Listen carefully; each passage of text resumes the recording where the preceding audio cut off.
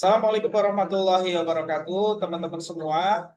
Alhamdulillah pada kesempatan malam hari ini kita bisa bertemu dan wawancara lagi dengan Bang Abdul Ghafur Sangaji SHMH. Assalamualaikum warahmatullahi wabarakatuh, Bang Abdul Ghafur.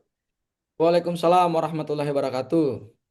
Ya, Bang Abdul Ghafur, sebagaimana telah kita ketahui bersama, setelah Bang Abdul Ghafur dan teman-teman kemarin sempat aksi di Kejaksaan Negeri Jakarta Selatan menanyakan terkait putusan yang ingkrah di Mahkamah Agung soal kasus Sylvester Matitina yang sampai dengan hari ini belum dijalankan oleh Kejaksaan Negeri Jakarta Selatan. Ternyata sampai detik ini tanggal 10 Agustus 2025 itu juga masih bias dan belum jelas.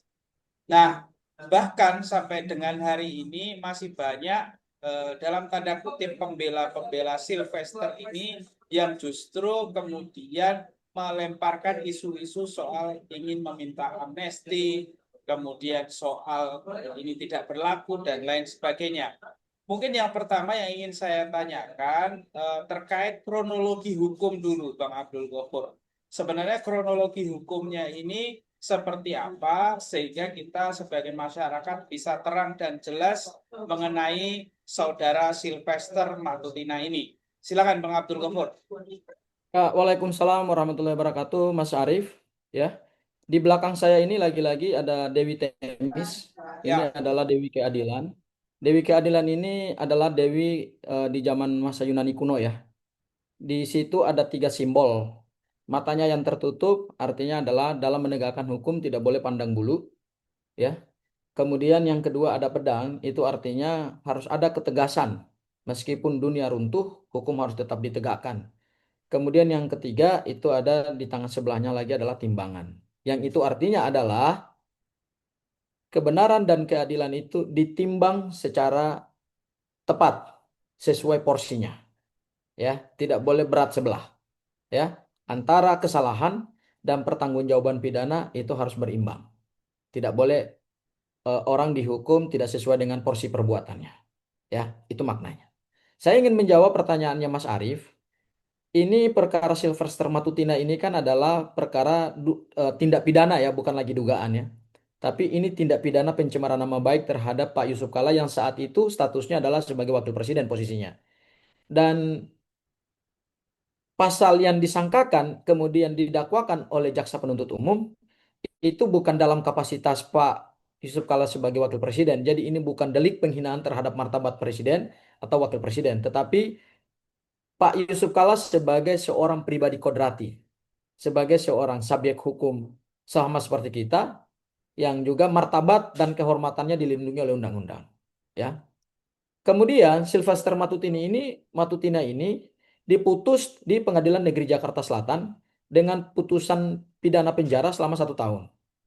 Kemudian terdakwa mengajukan banding, diputus di Pengadilan Tinggi Banding, hukumannya sama seperti Pengadilan Negeri Jakarta Selatan 1 tahun.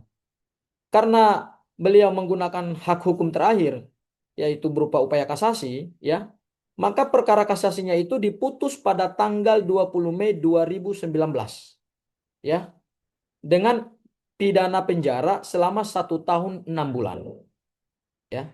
Jadi di Mahkamah Agung hukumannya ditambah 6 bulan, ya. Di pengadilan negeri hukumannya 1 tahun, di pengadilan tinggi hukumannya 1 tahun, di pengadilan Mahkamah Agung Hakim Agung menambahkan jadi 1 tahun 6 bulan, jadi ditambah 6 bulan. Apa pertimbangan majelis hakimnya? Saya baca betul putusannya. Di dalam putusan itu ada yang namanya ratio desidendi. Rasio desidendi itu artinya majelis hakim kenapa hukuman ditambah. Nah, salah satu yang menjadi dasar residen di dalam putusan tersebut adalah mengingat posisi Pak Yusuf Kalla sebagai wakil presiden yang kehormatannya itu diserang meskipun diserang dalam pribadi dan kapasitas sebagai warga negara. Tapi karena posisinya sebagai wakil presiden, makanya oleh Mahkamah Agung ditambah. Ya. Lalu kapan putusan ini mulai berkekuatan hukum? Putusan ini mulai berkekuatan hukum sejak tanggal 20 Mei tahun 2019. Nah, saya mencermati banyak sekali para para pakar hukum atau juga ada teman-temannya Sylvester gitu ya. terutama dari sisi mereka ya, si termul-termul itulah ya, itu memberikan argumentasi bahwa eh, bisa saja ada kelalaian dari Mahkamah Agung dalam hal mengirimkan salinan putusan. Karena berdasarkan Undang-Undang Kejaksaan, kemudian juga Peraturan Kejaksaan nomor nomor 13 tahun 2019 terkait dengan SOP penanganan perkara pidana umum, ya. Pelaksanaan putusan yang telah berkekuatan hukum dijalankan oleh kejaksaan itu setelah kejaksaan menerima salinan putusan. Pertanyaan hukumnya, salinan putusannya sudah dikirim belum oleh Mahkamah Agung? Ya.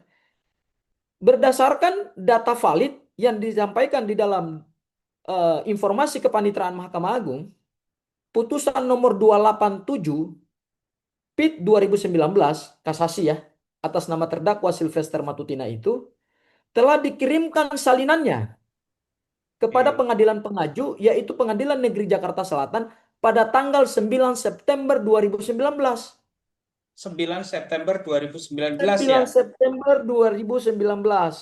Oke. Salinan putusan itu sudah dikirim ke situ. Ya. Lalu kemudian kapan Pengadilan Negeri Jakarta Selatan setelah menerima salinan Mahkamah Agung harus mengirimkan ke para pihak, mengirimkan ke kejaksaan dan mengirimkan ke terdakwa. Disinilah kita baca di Undang-Undang Nomor 14 tahun 1985 Mahkamah Agung, ya, yaitu di pasal 53. Di Undang-Undang Mahkamah Agung pasal 53 itu disebutkan bahwa putusan Mahkamah Agung itu dikirimkan ke pengadilan pengaju, kemudian oleh pengadilan pengaju disampaikan kepada para pihak minimal 30 hari, paling lama 30 hari. Jadi seharusnya berdasarkan info dari kepanitraan Mahkamah Agung, kemudian juga berdasarkan Undang-Undang Mahkamah Agung, ya, putusan dikirim dari tanggal 9 Mei 2000, putusan dikirim salinan kepada Pengadilan Negeri Jakarta Selatan itu tanggal 9 September 2019, kemudian setelah diterima oleh Pengadilan Negeri Jakarta Selatan akan dikirimkan kepada pihak kejaksaan dan terpidana paling lama 30 hari setelah mereka menerima salinan putusan. Oke. Berarti Jadi di harusnya sini maksi tidak ada berat. lagi tidak ada lagi kecacatan administrasi. Mahkamah Agung telah sesuai dengan aturan perundang-undangan dan mereka telah mengirimkan salinan putusan itu ke Mahkamah Agung, ke Pengadilan Negeri Jakarta Selatan. Jadi tidak ada alasan lagi sebenarnya untuk Kejaksaan Negeri Jakarta Selatan tidak melaksanakan eksekusi. Oke. Begitu Mas Arief, ya. Nah, sekarang saya merujuk kepada peraturan Kejaksaan Agung. Hmm. Diatur di dalam peraturan Kejaksaan Agung itu peraturan nomor 13 tahun 2019 tentang SOP, standar operasional prosedur Ya. penanganan perkara tindak pidana umum. Oke. Ya, disebutkan bahwa 3 hari setelah kejaksaan menerima salinan putusan dari pengadilan negeri, Mhm. maka Kajari harus sudah mengeluarkan P48. Hmm. P48 itu adalah kode surat yang isinya, kalau P itu berarti kode kejaksaan ya. Oke. Kita kenal ada P19, P20, P21. P21. P itu artinya kode surat kejaksaan. Ya. Nah, penuntutan penuntutan misalnya itu kodenya P42. Kalau pelaksanaan putusan, eksekusi putusan, kodenya P48. Oke. Jadi 3 hari sesudah kejaksaan menerima salinan putusan dari pengadilan negeri, maka secara mandatori Kepala Kejaksaan Negeri Jakarta Selatan sudah harus menunjuk jaksa penuntut umum dengan keluarnya P48. Hmm. Lalu kemudian diatur lagi paling lama 7 hari setelah salinan itu diterima,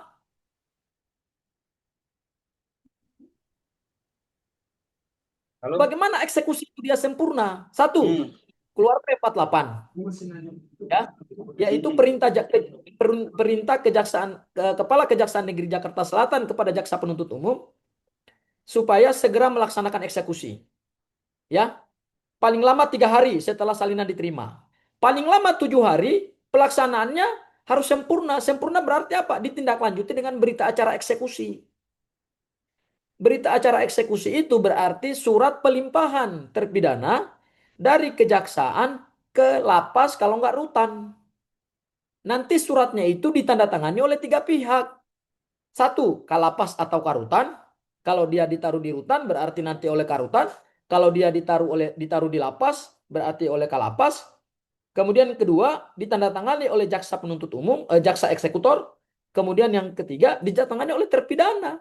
Pertanyaan hukumnya itu sudah dilakukan belum oleh Kejaksaan Negeri Jakarta Selatan? Sampai 6 tahun ini belum ada kejelasan dan belum ada satupun dokumen yang menunjukkan bahwa perkara ini sudah dieksekusi. Oke. Itu, Mas Arief.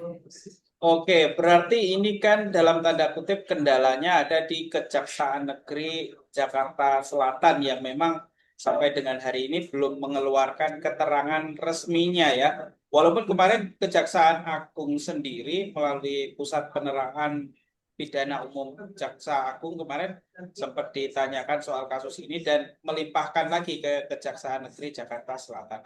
Yaitu satu soal. Yang berikutnya Bang Abdul Ghafur, ini ada yang menarik ini. Jadi ada salah satu Mungkin dari. saya mau tambahkan, Mas Arief, saya Oh tambahkan ya, sebentar. iya iya silakan Kemarin silakan. itu kan kami datangi Kejaksaan Negeri Jakarta Oh Selatan ya. ya iya iya iya. Dan tidak ada satupun jawaban dari pihak Kejaksaan Negeri Jakarta Selatan. Ya itu dia. Ada apa ini? Saya bertanya gitu loh. Ya. Apakah Dan ada orang saya besar di saya sana, Mas? iya. Berarti ada orang besar di belakang Hmm. tidak dilaksanakannya eksekusi. 6 tahun loh. Hmm. 6 tahun barang ini tidak dieksekusi. Hmm. Ya. Pada Masa padahal kejaksaan yang kewenangannya diberikan oleh undang-undang ya. Ada pasal 2, seingat saya pasal 30 Undang-Undang Kejaksaan dan pasal 270 Undang-Undang Kitab Undang-Undang Hukum Acara Pidana atau KUHP. hmm. Kewenangan kejaksaan itu, terutama jaksa penuntut umum adalah melaksanakan putusan yang sudah berkekuatan hukum tetap. Oke. Nah, Ya, ini jadi ada kalau kejaksaan tidak mengeksekusi dan tidak memberikan jawaban, ya akhirnya kan orang menebak gitu loh. hmm. Karena gini, keluarnya putusan itu kan bertepatan dengan pelaksanaan Pilpres, Oh, oke. ya, Ya ya ya ya pelaksanaan ya. Pilpres. Itu di masa ujungnya periode kepemimpinan Pak Jokowi dan Pak JK, Hmm. ya. Kemudian begitu dia berkekuatan hukum tetap, setelah Pilpres itu Pak JK sudah tidak lagi menjadi Wapres presiden, ya, dengan Pak diganti Ma'ruf Pak Amin. Amin. Hmm. Pak Ma'ruf Amin itu setelah itu putusannya udah nggak pernah lagi dieksekusi gitu sampai hari ini. Hmm. Ya kan kita Berarti bisa tebak, gitu kan? Ada pengaruh kekuasaan politik lah. hmm. Kalau menurut saya itu jelas ada pengaruh kekuasaan politik. Iya, iya, iya. Dan ini kan sudah terlanjur 6 tahun nih, Mas Abdul Ghafur. Dan 6 tahun sudah berlalu, kita tidak ada kejelasan. Seharusnya bagaimana nih tim Kejari seharusnya yang dilakukan oleh Kejari Jaksel dalam hal ini menyikapi ini sebenarnya kan sudah ada dalam tanda kutip ya pro kontra di masyarakat soal kasus ini karena ini sudah 6 tahun loh dan baru ketahuan sekarang dan sudah didemo juga Kejaksaan Negeri Jakarta Selatan tapi sampai sekarang masih bungkam soal kasus ini. Nah, bagaimana seharusnya Kejari eh, menyikapi kasus ini, Bang Abdul? Kalau kita baca di Undang-Undang Keterbukaan Informasi Publik ya, Mhm. Undang-Undang 14 2008, terutama di pasal 18. Salah satu informasi yang dikecualikan untuk dirahasiakan itu adalah informasi yang berkaitan dengan putusan pengadilan. Eh, Ya, jadi kalau informasi itu berhubungan dengan putusan pengadilan, meskipun di situ ada seseorang terdakwa, terpidana yang identitasnya ada, itu kan, itu informasi itu nggak boleh ditutup. Karena itu dikecualikan dalam Undang-Undang Keterbukaan Informasi Publik. Masyarakat punya hak mendapatkan informasi terkait dengan informasi yang berhubungan dengan penegakan hukum. Terutama ketika putusan itu telah berkekuatan hukum tetap. Itu mhm. satu dasar hukum ya. Satu dasar hukum. Ya. Yang kedua, berhubungan dengan keterbukaan dari pihak Kejaksaan Negeri Jakarta Selatan. Ya, kejaksaan itu punya kewenangan yang diberikan oleh undang-undang. Ya, di dalam SOP yang tadi saya sebutkan itu, cara mengeksekusinya tuh bisa dua cara. Yang pertama, yaitu menunjuk seorang jaksa untuk melaksanakan eksekusi atau membentuk suatu tim. Hmm. Jadi eksekusi putusan itu bisa oleh satu orang jaksa, namanya jaksa eksekutor, diprioritaskan jaksa yang melakukan penuntutan atau salah satu jaksa yang melakukan penuntutan terhadap perkara pidana tersebut, atau yang kedua, dibentuk tim eksekusi oleh pihak kejaksaan. Ya, itu cara mengeksekusinya. Ya.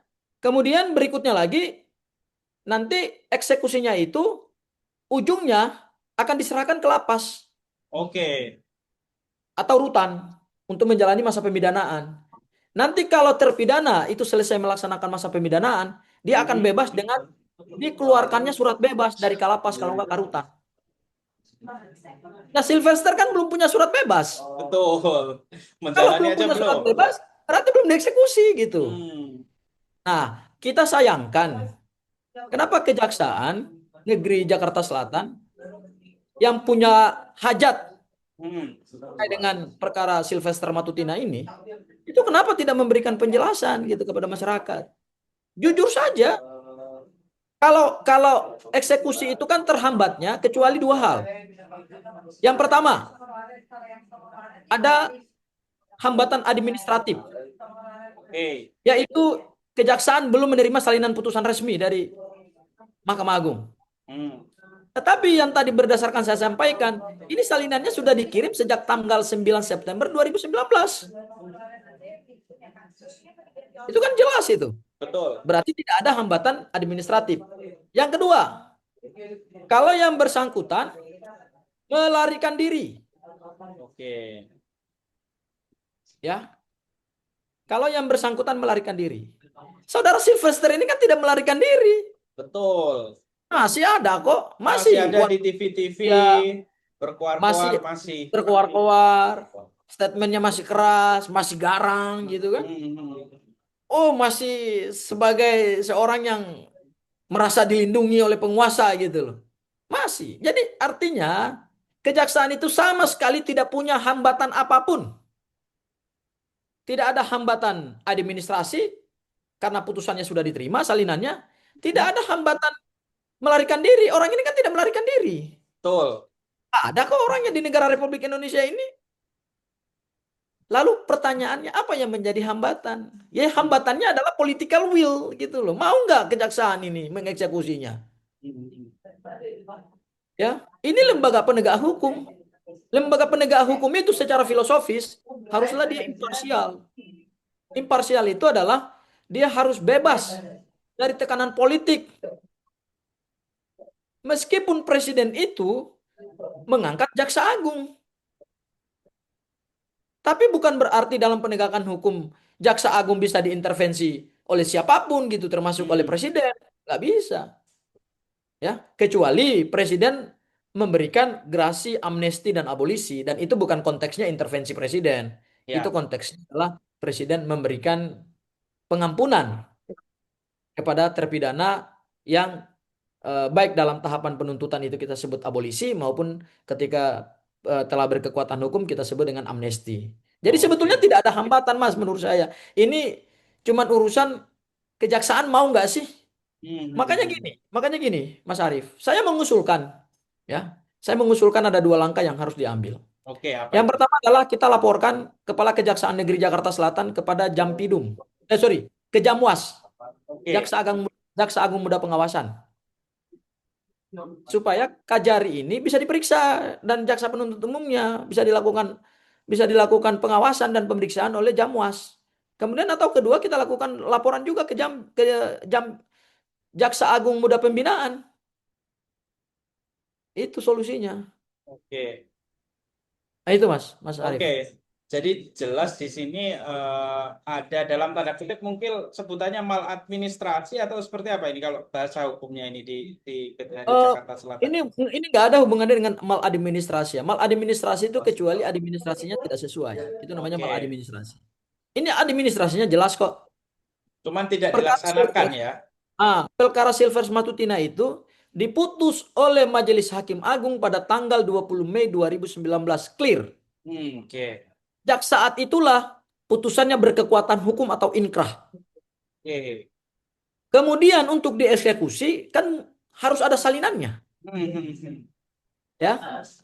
Salinan itu sudah dikirim oleh Kepanitraan Mahkamah Agung pada tanggal 9 September 2019 ke Pengadilan Negeri Pengaju, yaitu Pengadilan Negeri Jakarta Selatan. Hmm. Karena permohonan kasasi itu kan diajukan terdakwa atau penuntut umum melalui Pengadilan Negeri di mana perkara itu diputus. Oke. Nanti dari Mahkamah Agung salinannya dikirim lagi kepada Pengadilan Pengaju. Sudah dikirim tanggal 9 September 2019. Dan berdasarkan Undang-Undang Mahkamah Agung, paling lambat 30 hari setelah Pengadilan Negeri Jakarta Selatan menerima salinannya, harusnya sudah disampaikan kepada para Hmm. pihak. Dan saya yakin salinan putusannya itu sudah dikirim atau sudah disampaikan dari Pengadilan Negeri Jakarta Selatan kepada para pihak, yaitu dua pihak, terpidana dan kemudian jaksa penuntut umum. Oke. Pasti udah diterima. Jadi di sini nggak ada maladministrasi. Oke. Yang Artinya terjadi secara adalah, hmm. yang terjadi adalah, yang terjadi adalah eh, apa istilahnya nih? Yang terjadi adalah politisasi hukum. Oke, oke, oke, oke. Artinya tadi disebutkan salinan putusan dari pengadilan juga seharusnya sudah dikirim ke dalam hal ini Sylvester Matutina ya. Pasti sudah diterima lah sama Oke, beliau. oke. Coba ditanya aja. Kita nggak punya. Nggak mungkin nggak terima. Masa 6 Iya. tahun? 6 tahun Hmm. loh mas. Iya, 6 iya, tahun. iya. Masa terpidana nggak menerima salinan putusan dari Pengadilan Negeri Jakarta Selatan? Hmm. Jadi, Kalau jadi, nggak diterima, ya berarti penegakan hukum apa ini kan? Negeri kenoan. iya, iya, iya, iya, iya. Artinya apa yang disampaikan sampai hari ini para dalam tanda kutip ya kuasa hukumnya kan selalu menyampaikan belum ada undangan, belum ada surat yang diterima. Itu kemungkinan besar itu tidak begitu ya berarti Pak Abdul. Bisa saja. Gini, eksekusi itu kan dilakukan oleh jaksa penuntut umum ya. Oke. Setelah salinan diterima, kan aku tadi udah menjelaskan. Setelah Hmm. salinan diterima berdasarkan SOP penanganan perkara pidana umum di Kejaksaan, Mhm. setelah salinan diterima, paling lama 3 hari loh. Oh, tiga. Oh iya Paling benar lama, benar benar. paling lama 3 hari itu sudah harus ditunjuk jaksa eksekutornya. Hmm, hmm, hmm. Kemudian paling lama 7 hari, ya 7 hari, eksekusinya harus sudah sempurna, yaitu terpidana diserahkan ke lapas. Iya iya iya iya iya. Nah, untuk pelaksanaan eksekusi itu kan nanti jaksa penuntut umumnya kan mengirimkan Hmm, surat kepada terpidana menghadap jaksa penuntut umum dalam rangka eksekusi putusan. Jadi kalau hmm, kalau jawaban dari pembela Sylvester mengatakan mereka belum menerima surat panggilan dari kejaksaan, ya itu benar. Karena memang hmm. kejaksaannya belum kirim. Oke, jadi di situ Kecuali posisinya kejaksaannya ya. sudah kirim gitu. Itu Hmm. benar. Kita tidak ada persoalan dengan Sylvester. Kita Hmm. persoalannya adalah dengan kejaksaan. Kejaksaan itu ya. Ha, ha, Iya. ha. Karena yang Oke, mengeksekusi itu kan kejaksaan. betul betul betul. Kecuali sudah dikirimkan surat panggilan untuk menghadap jaksa penuntut umum dalam rangka eksekusi, dia tidak datang, berarti Hmm. dilakukan upaya paksa. Kalaupun Oke, dia kabur, berarti baru DPO. oke, oke, Gitu. Bang Abdul Ghafur, ada satu lagi pertanyaan yang menarik ini. Apakah dimungkinkan adanya amnesti bagi terpidana yang belum menjalankan putusannya ini, Bang Abdul Ghafur? Karena kemarin kita dengar salah satu pembelanya juga mengharapkan amnesti dari Bapak Prabowo karena masih dalam kerangka 17 Agustusan nih, Bang Abdul Ghafur. Gimana tuh pandangan hukum? Amnesti itu kan bisa aja diajukan oleh siapa saja terpidana, ya. Dan amnesti itu adalah hak prerogatif presiden, diatur dalam pasal 14 Undang-Undang Dasar 45. Hmm. Di sana kita mengenal kurang lebih ada 4 jenis hak prerogatif presiden, Hmm. ya, yaitu ada abolisi, amnesti, grasi, dan rehabilitasi. Ya. Kalau rehabilitasi dan grasi itu pertimbangannya cukup dengan pertimbangan Mahkamah Agung. Oke.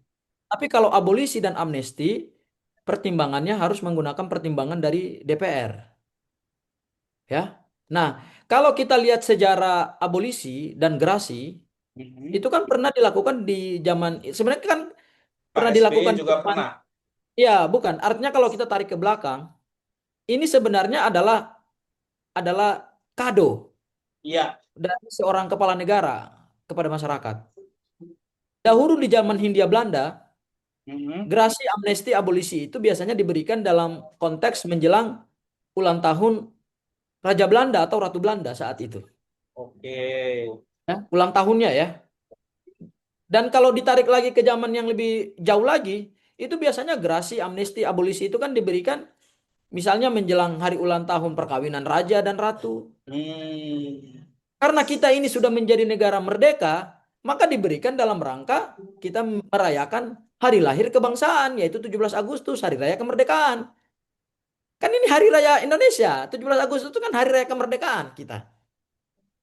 Ya, maka dalam konteks amnesti maupun gerasi dan abolisi itu sebetulnya diberikan oleh presiden dalam kapasitas sebagai kepala negara, bukan Hmm. sebagai kepala pemerintahan. Karena kalau sebagai kepala pemerintahan nggak boleh mengintervensi proses hukum. Oke. Tapi kalau sebagai kepala negara, ya ada pengampunan yang diberikan oleh presiden, yaitu kita sebut amnesti.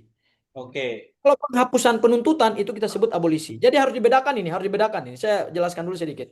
Ada tiga ya, gerasi, Mhm. amnesti, abolisi. Abolisi. Ya, ada satu lagi rehabilitasi. Oke. Di Undang-Undang Dasar pasal 14 Undang-Undang 45. Tapi kita fokus tiga lah karena ini tiga ini yang paling populer. Ya. Hmm. Kalau gerasi itu adalah sama pengampunan, tapi cukup hanya dengan pertimbangan Mahkamah Agung. Oke. Kalau abolisi itu artinya penghapusan, penghapusan perkara pidana. Jadi perkara pidana itu dihapus. Dihapus semua. Ya, saya ibaratkan begini. Kalau orang itu sudah terlanjur menulis sesuatu di kertas yang kosong, Mhm. kemudian dia tipex Mhm. supaya tidak supaya hilang semua tulisan, itu abolisi. Oke. Jadi abolisi itu adalah menghapus penuntutan pidana. Dan ketika diabolisi, maka perkara hukum tersebut dianggap tidak pernah ada. Oke. Seperti misalnya kasusnya Tom Lembong. Tom Lembong ya. Ya, makanya ada keuntungan abolisi bagi Tom Lembong. Kalau nanti dia ngurus SKCK, ya nggak ada lagi data dia di pengadilan sebagai terpidana, dihapuskan. Hmm. Beda dengan amnesti. Amnesti itu pengampunan terhadap orang yang sudah bersalah. Contoh, saya minta maaf sama Mas Arif. Mas Hmm. Arif memaafkan saya atau mengampuni saya. Ya. Karena saya salah, tapi kan salah saya kan nggak hilang. Ya. Ya. Ya.